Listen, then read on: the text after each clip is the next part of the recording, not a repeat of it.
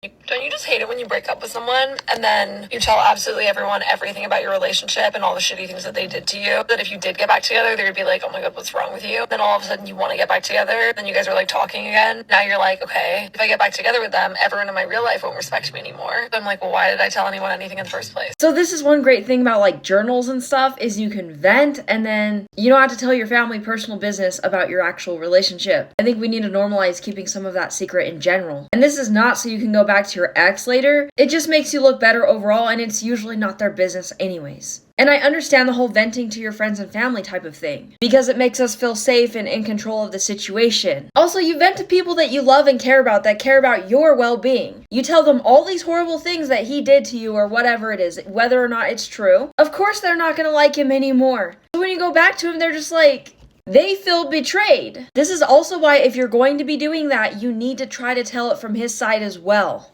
And give him credit where credit is due, so they have a slightly more informed view on how the situation unfolded. So maybe in some cases they're not fully on your side on certain things. And that's okay. They can probably see where you went wrong and maybe even educate you on that. Because self-awareness can be really difficult.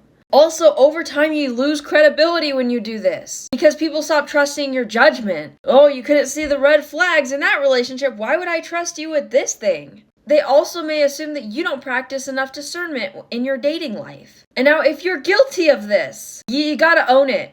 Let people know that you were speaking like that because you were upset, you were angry, you were sad, and you didn't really logically look at the situation. And don't try to backtrack and be like, oh, I was making that up, or pretend you never said what you said. They remember. And when you overshare, keep in mind that you're putting your ex in a villain role that he may not deserve. And not only that, but your family will always remember what you said. So taking him to family parties will be awkward or whatever it is. So try to keep this in mind before you get some temporary validation from venting about how horrible he was to you.